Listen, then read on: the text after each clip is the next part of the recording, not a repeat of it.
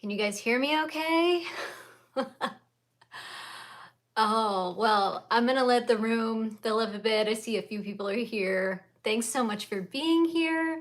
This is our AMA for the 2026 World Bipolar Day, which is actually tomorrow, but I thought today would be a better day and people might be more free to come and join us and talk about all things bipolar. I'm Jess Curtis. If you don't know me, if you're not familiar with my channel, so yeah, I run the Our Bipolar YouTube channel, and I do these AMAs every year in one form or another. So I've mostly done them as videos here on YouTube, and I think once I did just answering questions in YouTube, or not YouTube, in Instagram stories.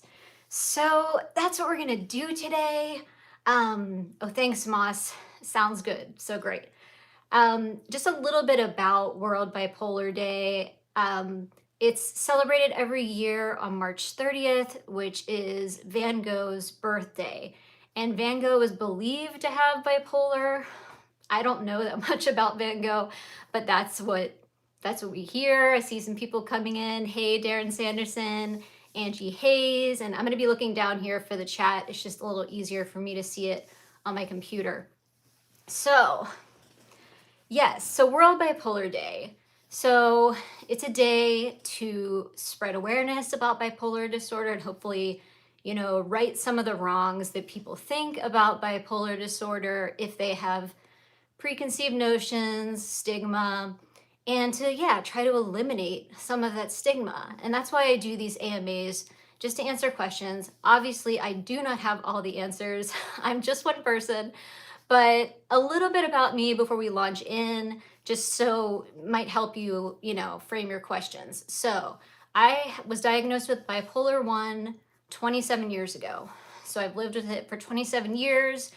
Some of that time, I did not live with it very well, and I had a lot of cycling, lots of mania, a good bit of depression, not a lot of stability in those first, I'd say, 10 years. And then I got in some better meds. I've gone through a lot of med trials and finally got on some good stuff, or at least relatively good. As we know, or as most of us know, meds don't cancel out all our symptoms, all our episodes. I'm just coming off a mixed episode and I'm still feeling a little off, but mostly back to normal, so that's good. But yeah, and then after those first 10 years, I started doing much better. I've had much more stability in my life, and because of that, I was able to have a stable relationship. I've been married to Brian for 15 years. We just had our anniversary, and we've been together almost 18 years. And we went through an infertility journey, and that was a whole thing, having bipolar and going through and having to, take hormone injections and all that stuff, which really messed up the bipolar somewhat. But eventually, I did get pregnant and had my daughter. And I saw there's already a question in the chat about pregnancy and taking meds. And I'm going to get to that in just a second. But I'm trying to think what else about me. I work full time, and I totally get lots of people with bipolar are not able to work, or maybe work part time. That's better for them. That's totally okay and understandable. But I do work full time. I work from home, makes it a lot easier for me. And I am a journal editor. So, and I've been at my job for like about the same amount of time I've known Brian. So like after things got better, I sort of quickly was able to, get a job that I've kept for a long time and, have a stable relationship. But I've gone through lots of other things, of course. I've been going through a bit of a med change, been having kidney dysfunction. So yeah, it kind of runs the gamut. So ask me anything you want. If I can't answer it, the chat is here. The chat is wonderful. All the people in the chat will, also answer questions and can just give you what they think as well, because I'm just one little person. But All right, let's get into the questions. I did also gather some questions. I received some questions on Instagram. So first I'm going to start with some in the chat though, because you guys are actually here and asking. Okay. So Nova001 said, did you have to stop medication while pregnant? What was that experience like for you? So I did not stop medication while pregnant. My psychiatrist was firmly against me stopping. Now, of course, like there are going to be meds that you cannot take during pregnancy, right? Like not just psychotropic meds, like other meds you aren't supposed to take. And the med I was on primarily in pregnancy was lithium. And I know you may have heard you're not supposed to take lithium during pregnancy. It can cause a birth defect, which is a heart defect. And there is a higher incidence of this heart defect. If you take lithium, it doesn't matter what the dose is, and it happens at conception. So you have to get off the lithium before you get pregnant. Otherwise, there's no point getting off of it. So, but my doctor, because I'm so mania dominant, like I have never found any other med that could work. And he said that it was a much higher incidence of birth defects, like all different birth defects, if I were to go off medication, start cycling, go into mania depression, and it was a much higher chance of those birth defects than this heart defect. And also, and a lot of psychiatrists don't know this, but there is research, and I can put this in the description box later. This heart defect is overblown in reference to lithium. There is a higher incidence than in the general population, but it is not very high. And my daughter was born totally healthy, no heart defect, no any defect. So my experience was actually really good during pregnancy. Like once I got past the first trimester, I felt extremely stable, like stable in my bones, unlike any other time since my diagnosis. And I didn't have any postpartum psychosis, postpartum depression, none of that. I just was really stable. I was lucky, but you're gonna hear it's gonna run the gamut in pregnancy, whether you're on meds, off meds. I've heard of a lot of different experiences. Okay. Next question. Moss Tay. Did you or do you ever struggle separating the self from the symptoms? I think for me, it hasn't been that much of a struggle. Like right now, for instance, I'm still a little bit in a mixed episode, and it's mostly this irritability that hasn't kind of dropped off all the way yet. It's mostly that. I'm sleeping much better. I'm not having the racing thoughts as much. But that irritability is there. And so I start thinking like, well, maybe I'm just an irritable person. Like maybe it's not bipolar, it's me. And I think that happens to me more when it's not like a severe episode. I mean, if I'm in severe mania or psychosis, obviously I'm in a much altered state, and I'm not even necessarily thinking about these things. At least for me, I'm not thinking like, oh, is this me or is this the bipolar? Or the same with depression. I'm firmly aware in depression that this is not my usual state, and I'm just feeling like vast nothingness and numbness, and I know that's not how I usually am, but like irritability from from an episode, I'm like, maybe I'm just like a horrible person, you know? Like maybe this isn't bipolar, but I try to remind myself that this is probably bipolar, and I need to take it easy on myself and not be so hard on myself. Let's see. Next question. Okay, another one from Moss.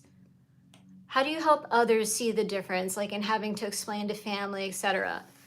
Yeah, that's not easy at all. I've been having more of that with this episode where I know he's going to watch this, but my husband, Brian, he seems pretty frustrated with me. And I feel like he's not giving me as much of a break as usual. Like, he needs to kind of remind himself that this is the bipolar talking at times and this is not Jess. So that's been hard for me because then I get kind of upset about that. And like, I'm already dealing with the bipolar stuff. So like, I don't want to have to deal with something else or like trying to repair something with my husband when I'm not in the right place to do that. Like, I need to be stable first and then fix it, but I don't want the extra pressure of like trying to mask it or, you know, feeling like I should almost. So I try to like, as kindly as I can, remind people who I'm closest with if I can tell they're becoming upset with me or frustrated, but it's not perfect. Okay, another one from Moss, and then I'll give someone else a chance. Most regrettable incident or fallout from bipolar symptoms that you're willing to share and how you recovered from it. Ooh, there's a lot of them, especially earlier on. God, it's gonna make me upset to talk about. The thing that comes to mind immediately, and there's a lot of them, like I said, but I almost lost my best friend of years, like from high school on, because of bipolar, especially because early on, you know, I was in mania like all the time. My meds were not all the time, obviously, but I was in mania a whole lot. This was right after college. So I was diagnosed at 19. So I was just like a few years in, and the meds were doing like literally nothing for me except keeping me out of psychosis, which I had, you know, experienced before that. So I was going into mania a lot, and I won't go too deep into it, but my friend Sam, she wanted to move to Atlanta after college. And initially in a manic state, I agreed to move with her. And she was really excited, and like, it was gonna be, you know, make it so much easier for both of us if we did want to move and like to do it together. And then as, you know, time went on a little bit, I realized like, I am not well. Like, I should not move right now. It's just not a good idea. And I was trying to explain it to her, but like, again, it was so early on, I didn't know how to do it properly, and I was embarrassed, and I was feeling self-stigma. And I just told her like, I can't go. And she's like, well, I'll help you. Like, I'll take care of you, like all of this. And finally, I got so frustrated, and I started saying all these, you know, like when you're in mania, have you ever, it's awful, but like, have you ever, like someone you care about, someone that's close to you, like, you know, every single thing about them, you know exactly how they act, you know, anything that you could do, like you could point out all their faults or perceived faults, or maybe like something that is sort of a weakness or a sore spot for them. And I really went for the jugular, and I said some like super awful things to her. And it had nothing to do with like me moving to Atlanta. It just had to do with, you know, me pointing out things about her personality that were very unkind. And it was awful. And then once I became stable again after that episode, I of course like profusely apologized, but some of the things I said were so cutting and cruel, and I would never have said them when I was stable. And it took a while, but we actually came back from that, and we're still great friends. She did move to Atlanta. I did not go. I couldn't. I mean, I really could not. But it was awful. Like, I could cry right now about it, but I'm trying to get through this. But she's a wonderful person, and it's like a testament to her that she was able to forgive me. And that we could come back from that. Okay. Refuse 202 says, hi Jess, are you still taking lithium and is your liver situation okay? Okay, well it's actually kidneys, but I say liver all the time too, so I don't know why, I just keep saying liver. But I am still taking lithium. I am taking less lithium. So I went from taking, and this is already a low dose for lithium, I was taking 750 milligrams. And then I went down to 600 milligrams like a couple years ago, like in anticipation, because my kidney numbers were already lower and I had to start seeing a nephrologist, but they weren't terrible, or they weren't, they were kind of staying stable. So I was on that 600 milligrams, and then in January I went to 450.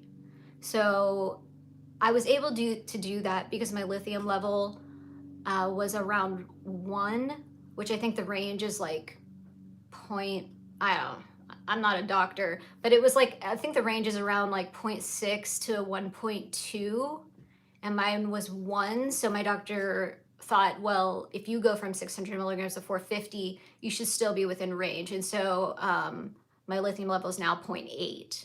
So it's still okay. I don't really know what to think about my kidney numbers, because like as soon as I went to 450, they improved like within a couple weeks. Even my EGFR, which I mean, I don't want to go into what all these things mean, because I'm probably going to get it wrong. But my EGFR and my creatinine levels both improved like pretty significantly, like not to like what a normal person would be, but like much better. But then I got another test done like a month after that, and they were lower again, but not to the point they were. So I'm sort of in limbo right now. I don't really know. They are still improved to the point that they were originally. Okay. There's so many people here. This is really exciting. And if you guys please like this live, it'll bring even more people in. YouTube likes that kind of thing. And also, if you haven't subscribed yet, please subscribe to my channel. I do these lives about every 2 weeks, and I would love to, and also like show you the videos I do. It's really fun, and it's really, I think it's good for all of us. Like I like doing the videos. It's helpful for me, and it's also seeming to be helpful for some people. I hope so, at least. Okay, next question looks like Moss. With such long periods of stability, what remains your biggest challenge now in management? Personally, my biggest challenge is not overextending myself and figuring out where the line is, because that's what I have trouble with. Like I work full time. I have a daughter, she's 10 years old. She's getting a little older. It's getting better. She's able to do a lot more for herself, but she's still young. So there's all these activities, and I'm pretty good with like something that's a regular routine. Like let's say she has an activity every Thursday, or every Tuesday and Thursday, something like that. Once I get into the routine of it, I'm good. It's all the like things that just come out of nowhere, like a birthday party, like anything, and it's usually things for her, but then it's things for me too, because I want to like still see my friends and like do things for myself and exercise and like all the other stuff I'm trying to do. And at work lately, it's been hard because I have a team of 4 people. We work on a journal together, and 2 of the people who are the managers left within the span of a month. And I think that's probably the biggest reason I went into a mixed episode just in March. So, and it's been like the whole month. So I really need to figure out, boundaries and not overextending myself. And I've always been pretty good about having boundaries, but it's like I've realized that when I'm stable, I feel like I can do everything. I can do it all because I'm stable, and I can't. And also, you know, my husband Brian has, if you've been around a long time, you know, he had spinal cord tumor surgery, and that has left him somewhat disabled. He can't do quite as much as he could before. So I think, not thinking about it, I've like sort of taken on, like, I have to do everything now. I have to like do his part as well as mine. And that's just not possible, not with having bipolar disorder. And it's not possible for anyone, really. I mean, so that's my biggest challenge, is just doing way too much. Someone said I have nice eyes. Thank you. Okay. And if I happen to miss your question, you know, put it in the chat again. Okay, Jan says, do you have to take Seroquel every day? I do. I used to take it as needed. That was like before I was pregnant, and I didn't take it during pregnancy. Luckily, I didn't need it. But as of the last at least 5 years, I do take Seroquel every day. I take a small dose. Not everyone needs, you know, I'm very sensitive to medicine, so I take a really small dose, and that gives me some extra like oomph toward the mania or hypomania. And then whenever I am feeling kind of heightened, like I might go into hypomania, I'm allowed by my doctor to take like a tiny bit more, and that can sometimes prevent the hypomania, because it also helps my sleep, which usually, you know, for me, sleep is like the big issue once I start getting close to hypomania or into hypomania. And it's really helped me, and it's warded off full-blown mania for me for many years. So, I mean, Seroquel has its issues. I mean, if you want to ask more questions about Seroquel, we'll get into that. But obviously, it's not a perfect medicine. There are no perfect medicines.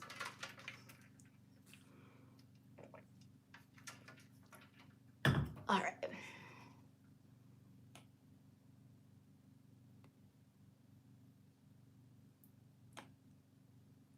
Oh, and Jan said, how long have you taken Seroquel?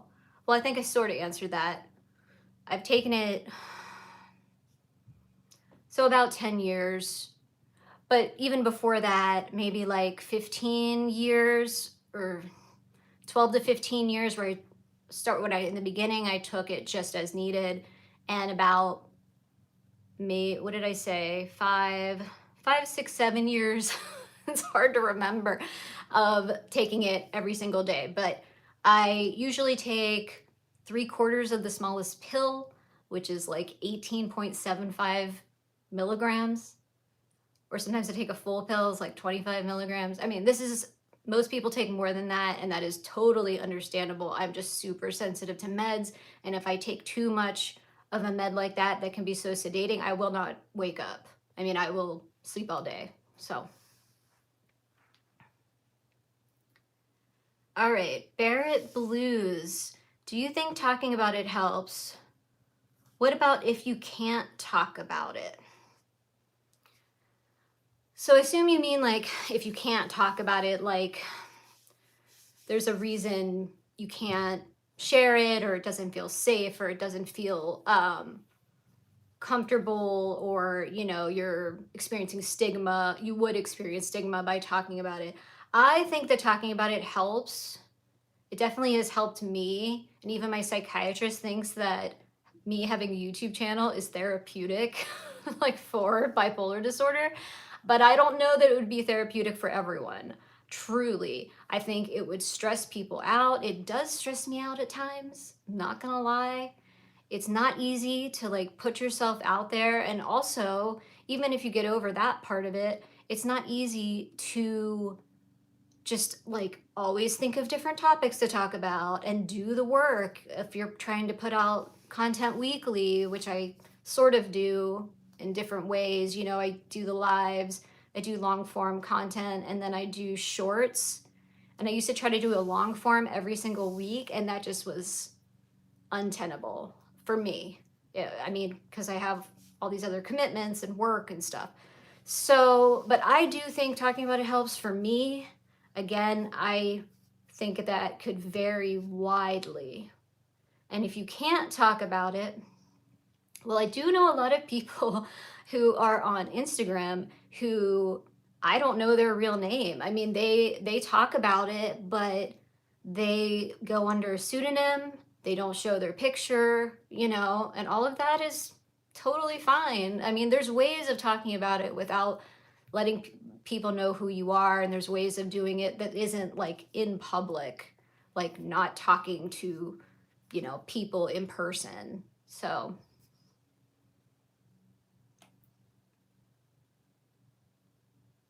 okay, Darren Sanderson said, couple counseling. Is this therapeutic? I'm not talking about marital counseling. I mean, if my wife attended psychotherapy with me, would that be helpful? Jess, have you and Brian done that? I'm just trying to make sure I understand the question, but I think I know what you're asking. So Brian and I have done this. Well, I'm sorry, I'm still not quite sure if I'm going to answer the right question. But so you're saying if you went to psychotherapy and if your wife attended. So I have done this, but it was sort of the opposite. Like Brian, hopefully I mean, we've talked about this before online, so I think, you know, it's totally fine for me to say. But so Brian was doing some therapy, like individual therapy, and then I joined him, and it was really helpful. Like you said, it wasn't really couples counseling. It was more like I was there to sort of like fill in the holes. Like, you know, if the therapist was asking certain questions, Brian was, you know, pretty depressed at the time, and so he was answering like, you know, she would say something like, you know, are you getting to spend time together? Because our child was like really young at that time. And he would be like, you know, he's like feeling very down and negative, and he's like, no, we never get to spend any time together. And then I'd be like, well, like my parents take our daughter like once every week, like on Saturdays, and we get to spend time together. So it was sort of like bringing up things that he might have forgotten, or like in his altered state he wasn't really seeing clearly.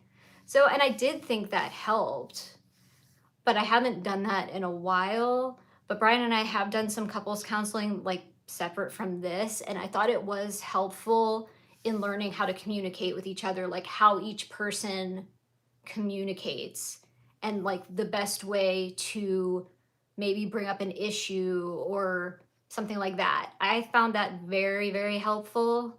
And I also had Brian come with me to my psychiatrist once, like early in our relationship. And I think that was really good information for him, not just about bipolar, but about like how I manage my bipolar disorder. Okay. All right. Sorry, Amit saying I'm not going to answer questions about politics. Maybe you're in the wrong wrong chat room. Oh, Mosh, you just give me a super chat. Thank you so much. So kind. But I think this chat, sometimes it like jumps all over the place. Why? Okay. Daniel Ozark. Question, do you experience intrusive thoughts? I have them sometimes, but I'm not sure what to make of it. Yes. Yes. I'm sure that's not just a bipolar thing, but yes.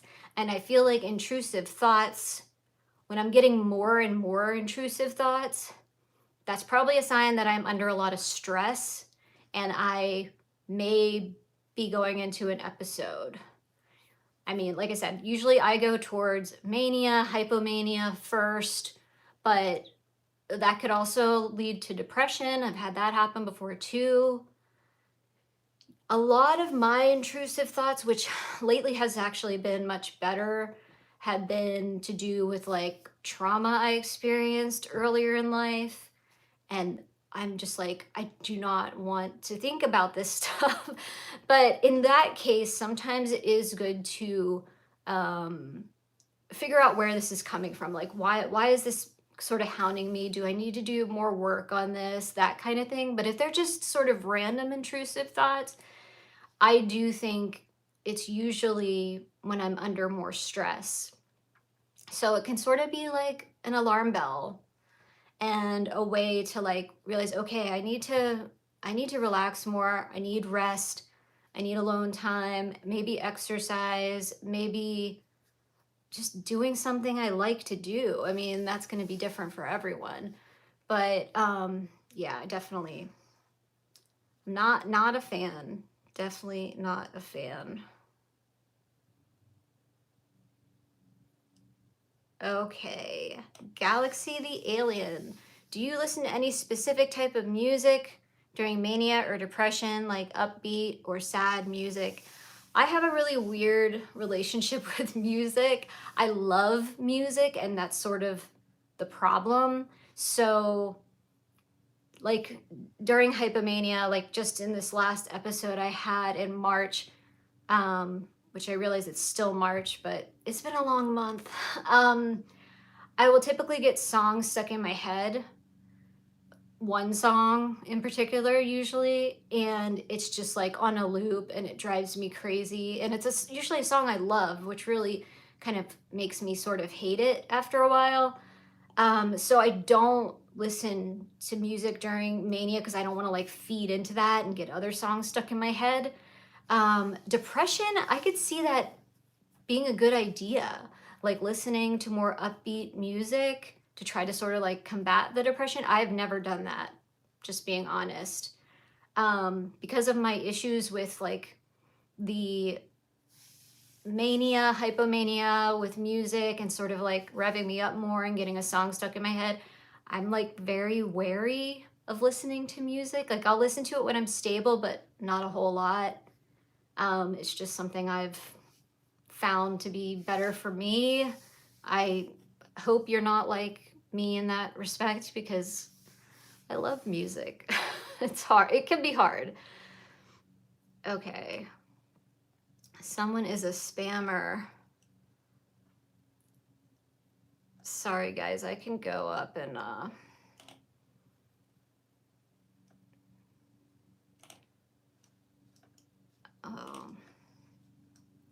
All right. She might be gone now.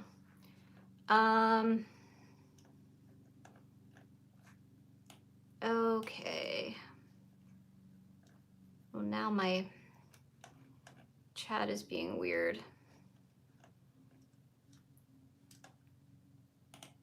Why can't I scroll?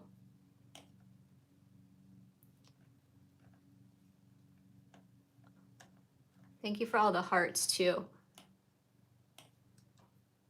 See, now I feel like I shouldn't have done that because it's like screwed up the chat somehow. All right, I'm going to answer. I'm going to take a second, answer some other questions I got on Instagram earlier. I'm not going to give their names because I'm not sure if they would rather be anonymous. Do you notice a prodrome or clues before having an episode? If so, how do you address it? So as far as mania, hypomania, I actually did a video about the prodrome that I experience. So I'll put that in the description box for after the live, but just give you a little bit of a synopsis of that. So, you know, obviously sleep is like the big warning sign. Like if I'm losing sleep, let's say I wake up, usually what happens is I go to sleep fine and then I start waking up early, like by hour, 2 hour, 3 hours, you know, something like that. And if it just happens once, it's probably okay, you know. But if it starts happening like 2, 3 days in a row, I'm like, what's going on? You know? So the other thing is like, I'll start to become more social. I will, you know, start making plans with friends that I have, you know, in-person friends, and I'll chat more with my friends online, like things like that. And so I try to like, you know, I'm always sort of questioning myself, like checking, like, is this possibly the start of hypomania, or is this just me feeling good and like wanting to see people? So I, just kind of have to be aware of that. And then what else? Usually, I know some people, like when they're going into mania or hypomania, they're not as hungry, but I usually am hungrier and like eating more. So that can be a sign. But really, the sleep is the number one. So what I do, I address it by first doing that increase on my Seroquel that my doctor allows, which is a very small amount.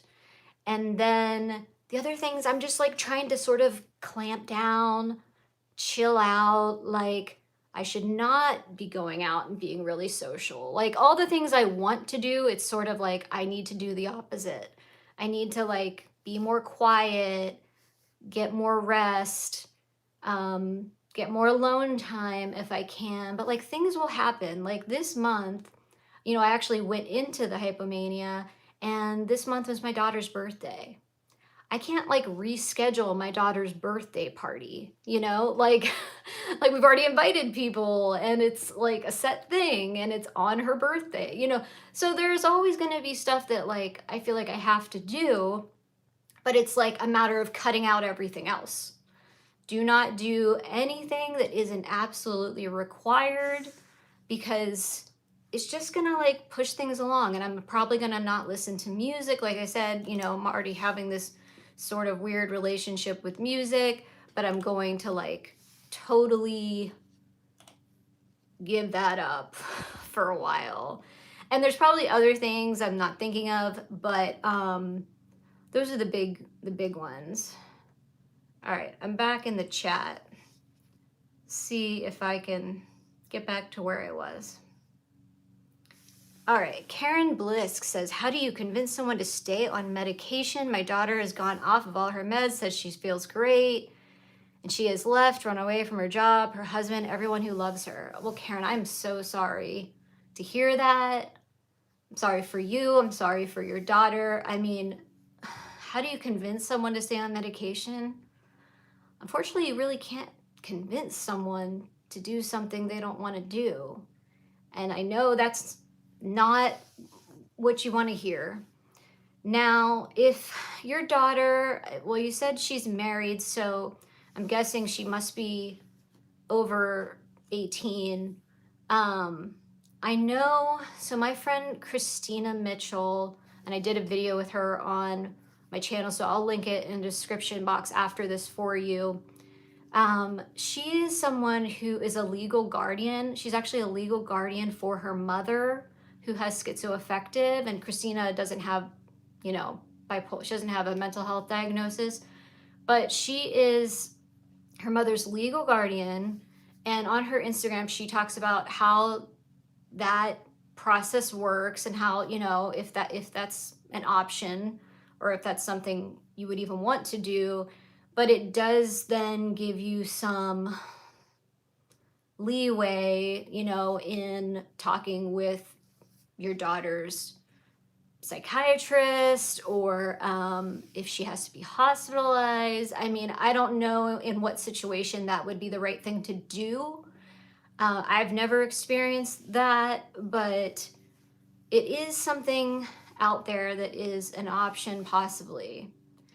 As far as convincing someone to stay on medication, of course, if you should always try to be open and be like a safe place for someone who has bipolar disorder. So really try to stay away from being judgmental or kind of trying to like preach to someone. I know this is probably hard to do if someone is,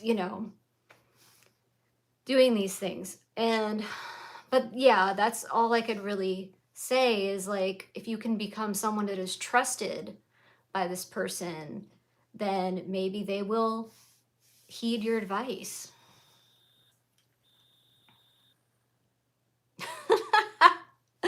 Someone told me you've probably heard this before, but I find your face offensive. I love that. Thank you so much for saying that.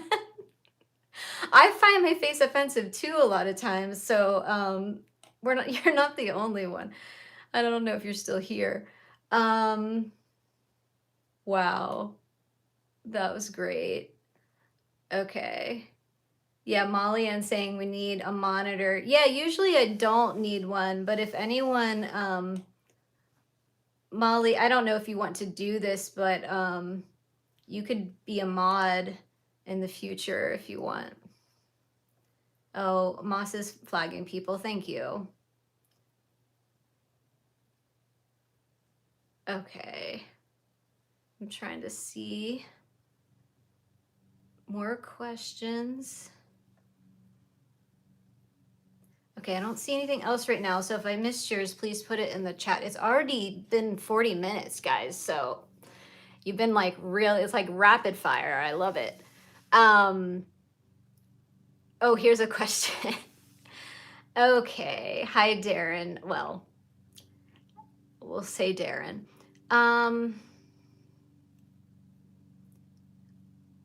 It says, want to know if I could bring my wife with me to a psychotherapy session. Yeah, I think so. And have you and Brian had a session together with your caseworker? Well, I don't have a caseworker. I'm not sure what that means, but we did, like I think I said earlier, we had a session together with my psychiatrist, and we've gone to therapy before together.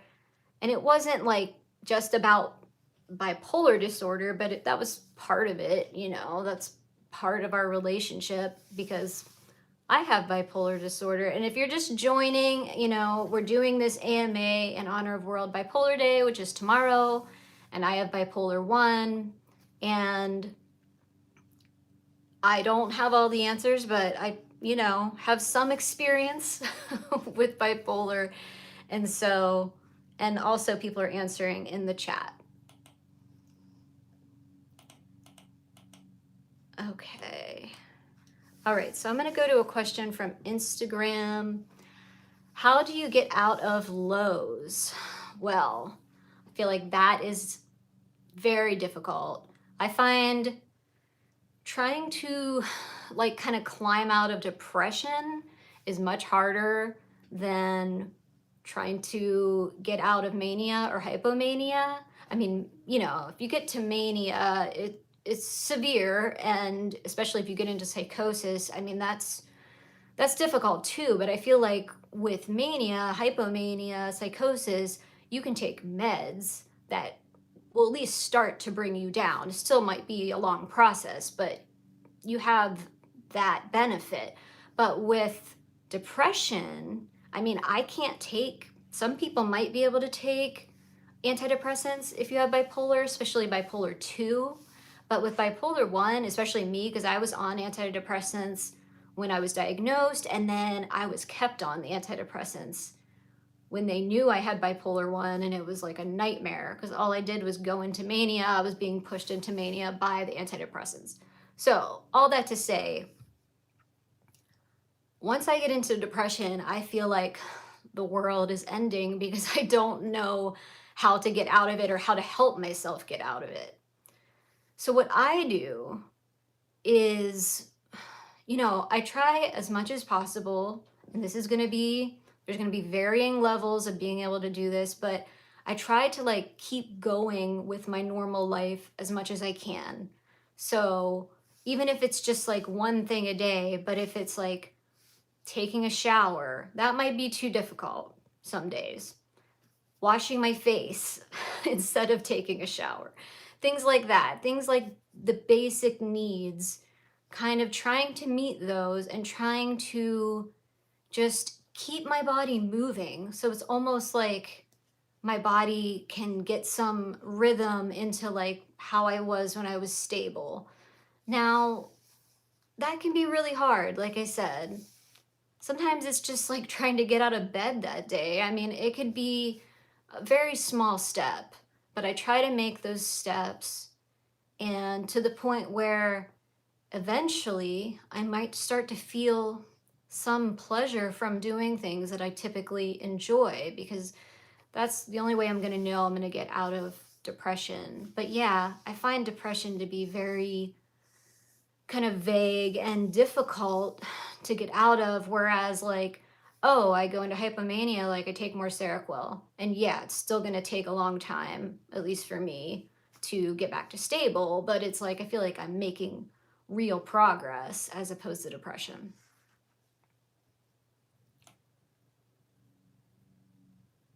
All right.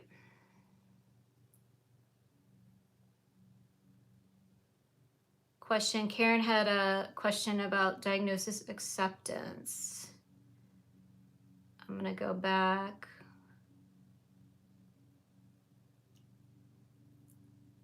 Okay, Karen Bliss said, did you always accept your diagnosis? No, God, no.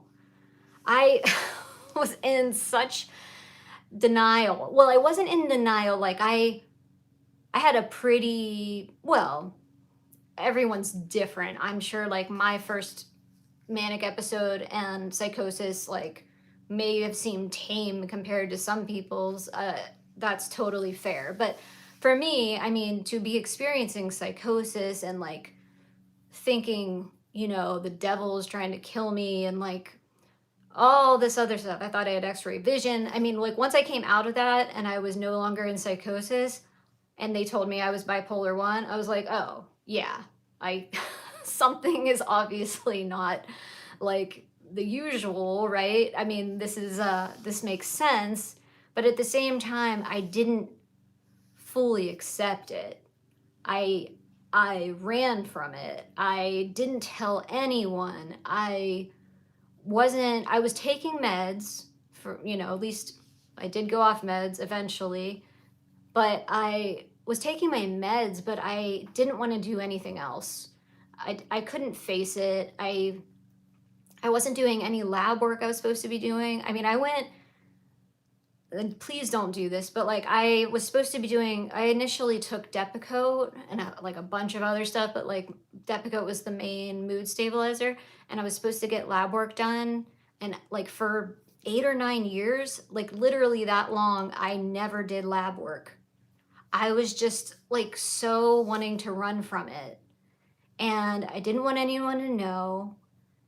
And so I was trying to just live as if I were neurotypical, and I was having all these episodes, and it was, you know, it took me a long time. So after those 8 or 9 years on the Depakote, and just like I was I was going to different psychiatrists, and I would implore you that if you feel like you could possibly be doing better and be more stable, that you keep trying different psychiatrists, and you know, because they have different points of view. And I did do that, but I just hadn't found the right one yet, one who could help me. And then I went off meds for about a year, which during that year I actually did a little better because I think the Depakote and the other meds and the antidepressants weren't like fucking with me all the time.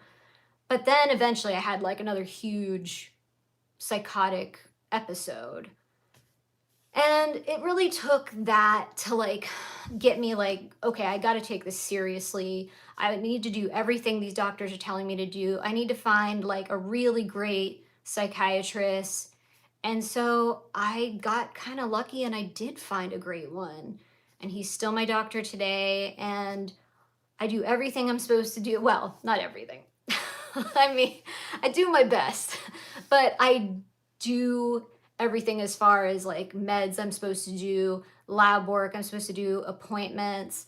I'm really strict about all of that. I think that's super important. I'm pretty strict about like exercise and eating right, getting alone time. I mean, yes, I'm still overextending myself too much. It's hard when you have a child or if you have children, if you're married.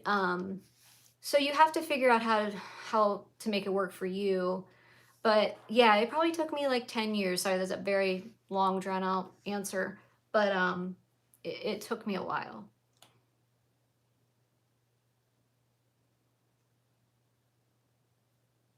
Okay.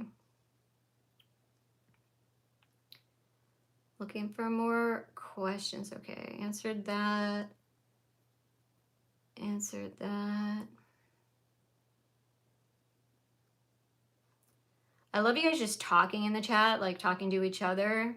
It's like my favorite thing about doing lives. Um, okay, Daniel Ozark. Did you lose anything to psychosis or mania, like skills, abilities, interests? Not those things, but I did lose some things.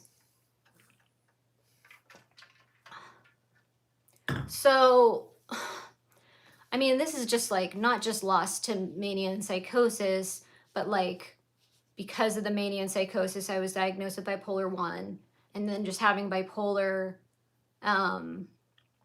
You know, I was originally going to school. It's kind of weird, but I was going to school to be, I wanted to be a psychiatrist. And I was diagnosed at the beginning of my sophomore year, and so I was pre-med. And then when I got diagnosed, I was just like, I was trying to like stay on and keep my same major and all that, but I couldn't do it. I just realized I could not do it, and I couldn't take on that much. And I just knew like I'm not going to ever get through med school. And now I have a very good friend who is a doctor, and she has bipolar 2, but like I'm saying it's possible. It just wasn't possible for me. So, you know, I lost like a dream of mine. I've lost friends.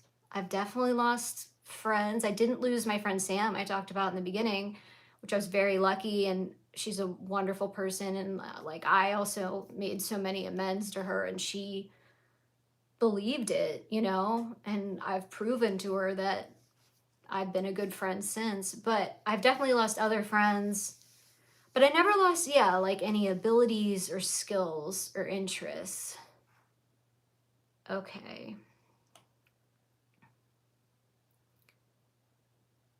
I see Keith's in here. Hey, Keith. Keith is like, I mean, K. Beeblebrox. He's my very, very good longtime friend. Okay. Oh, thank you for pushing questions, Moss. Here's a good question. Greer's Garden, do you have to be in psychosis to be bipolar 1? No. You just have to have experienced full-blown mania.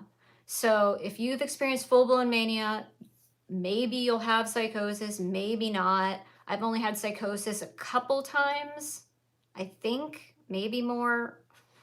Those first 10 years were rough, man. So I don't, like some things, it's hard to remember everything. But no, but you have to have had full-blown mania. I think it's for at least 7 days. Don't quote me on that, but I'm pretty sure. And if you have bipolar 2, which is like the other kind of most common diagnosis, you only have hypomania. I mean, I shouldn't say only, because hypomania can be really rough as well. As I know, I was just in my mixed episode was mixed hypomania. Oh, I see Moss already kind of answered that question as well. Thank you.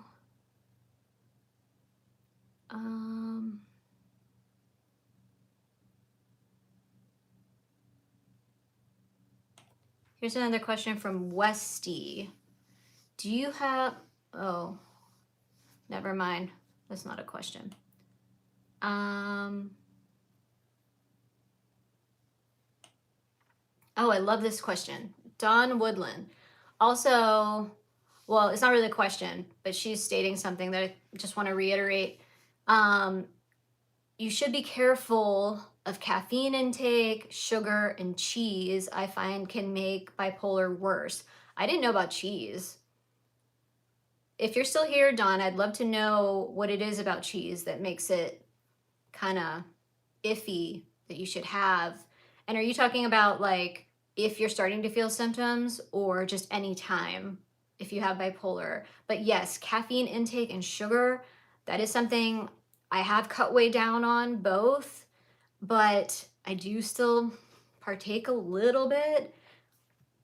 Excuse me, but also if I'm starting to feel a little heightened, like getting close to hypomania possibly, I will like clamp way down or like cut out caffeine and sugar completely. Okay. Yeah, Moss said also interesting about cheese. Yeah, I didn't know about cheese, but I would love to know more about that.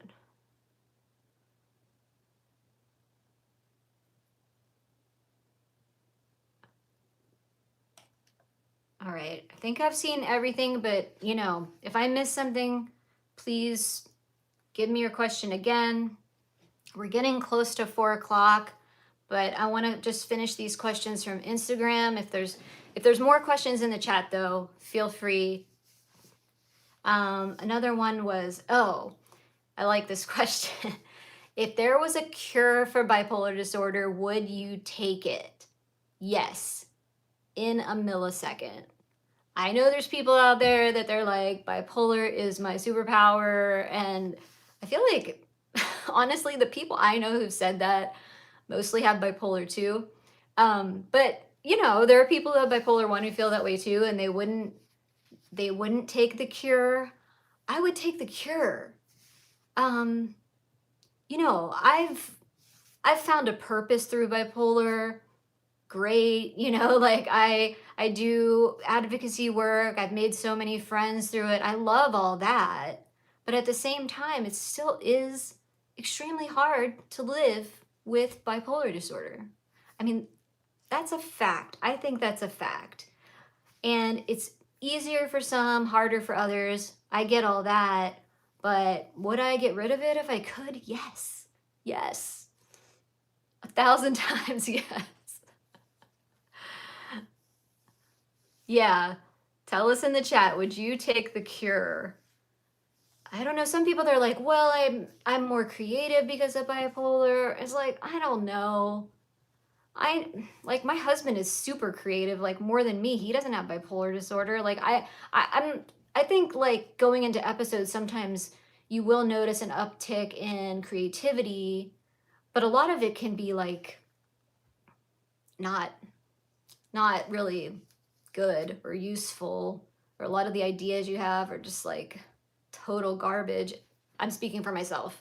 Maybe not maybe not you, but okay, another question. What are you taking instead of lithium? Well, like I said, I am still taking lithium.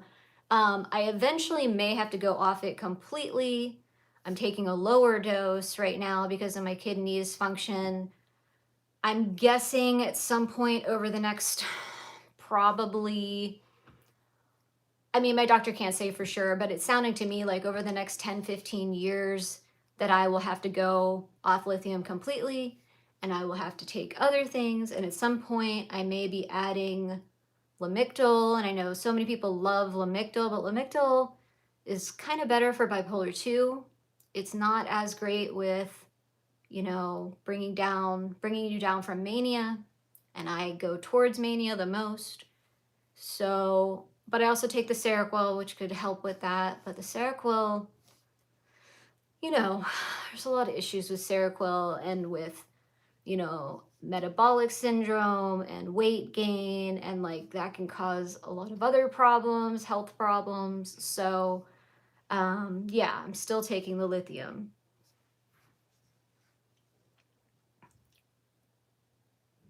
Molly Ann said, does menopause affect bipolar? Yes, majorly.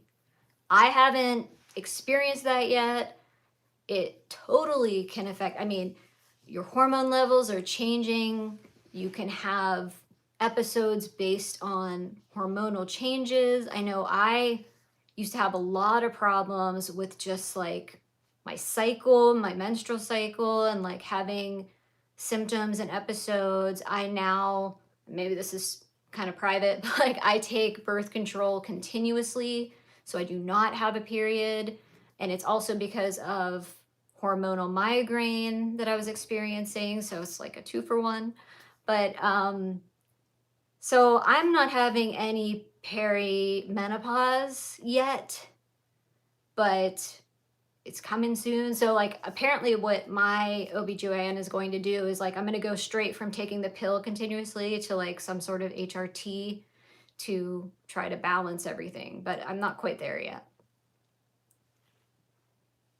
But Moss said is not affecting her bipolar. That's good.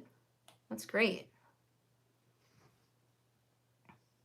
Hi, Angie. Hi, Angie Hayes. Do you have a question? It's 4 o'clock, but I could do another question if I may have missed one, but yeah, a lot of people are saying they would take the cure. Yeah, I mean, and if you're still here, thank you so much. And like I said, if you haven't yet, if you could like the live, and I'm always welcoming new subscribers. I would love to have you subscribe to my channel. In honor of World Bipolar Day, you can give me a little subscribe. I'm just like happy to be here with all of you. Oh, Angie asked about recovery from regrets. Let me go back and, oh, I see. Angie said, I had a bad manic episode that happened in public with people I just met. I have a lot of guilt and shame from it. Any advice how to cope? Well, so if they were people you just met, like, are you still in contact with them or friends with them? Because if it's someone you're not going to see again, I've had this happen and I'm like, well, they're going to think of me. They're always going to remember me that way, right? And obviously I'm not usually like that. I'm not usually in that kind of a state, and they'll never, it's like, I just have to accept that they're never going to get to know the real me, and that, like, that version of me is going to live in their minds forever. And I'm just like, well, I just have to let that go. I don't know exactly how. I think with time and with not seeing the people has sort of like gotten easier over time. But let me know if they're people that, you know, you still see, then yeah. Oh, it was a craft retreat. I'll probably see them again. I live in a small town. That's hard. I think you should do whatever feels right for you. Like, not necessarily what I would do, but what would probably feel right to me if I ran into them again, or if I knew I was going to. I personally would probably say something, like, privately to them. But that may not be the right thing for you. I would maybe just say, hey, you know, I know that I was acting kind of, I don't even know how I would phrase it, but like, cause maybe you don't want to tell them you have bipolar. Maybe you just want to be like, hey, I'm sorry for how I acted that last time I saw you. Like, it could be as simple as that, you know? Or if you want to go all into it and say like, I have bipolar disorder, I was in an episode, like that's up to you, but sort of depends on the situation.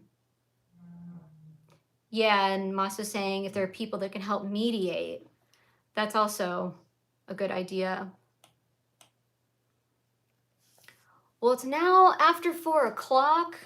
My hair is almost dry. My hair wasn't dry when we started. Sorry, guys.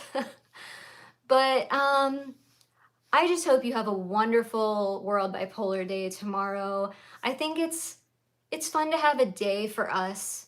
Like, I feel like so much of the time people aren't always so kind to us, or they don't understand bipolar, or, you know, there is stigma. Oh, Greer's Garden. Yes, I'm in the US. I live in Pittsburgh. PA. And I just feel like this is a day that we can all kind of get together and, I don't know if celebrate's the right word, but like feel good about ourselves. Like, there's a lot of us, and I like that we can get together as a group. I know not everyone in the chat has bipolar disorder, but I think it's great that not everyone has bipolar disorder. Like, that gives me so much hope. Like, people, our loved ones, our friends are here as well, and like, it just shows that we are kind of reducing stigma, and in talking about it, people are learning more about it, and people with bipolar, people who don't have it. I just think it's a really nice thing to do for World Bipolar Day, and that's why I just kind of keep doing it every year. And yeah, And I know like lately I've been sort of getting down about my channel. Like, I don't know. I think it's because of the mixed states, but I've been just sort of feeling like, oh, I don't make any difference. You know, do you ever feel like you're doing something and you're like, I'm just not doing enough, or I'm not like getting enough out of it, or people aren't getting anything out of it. But I think, you know, I think that's the bipolar talking. And that's just the way it is sometimes. Oh, last question. Last question. Devin, how do you deal with constant fatigue? Oh, well, I'm sorry. I don't think I'm qualified to answer that question because I don't have constant fatigue, but oh, Molly says my hair looks great. Thank you. It's some days are better than others. Yeah, that's a good answer, Moss. If it's meds related, talk to your doctor. Yeah, because sometimes it is, especially if you're on meds like antipsychotics, like Seroquel. Whew, that can make you really, really tired. Lots of fatigue. All right, guys, I'm gonna stop rambling, but I really enjoyed this, and it was kind of like a bright spot because I've been having just some leftover irritability from the mixed episode. So it's been really nice. It's been really nice.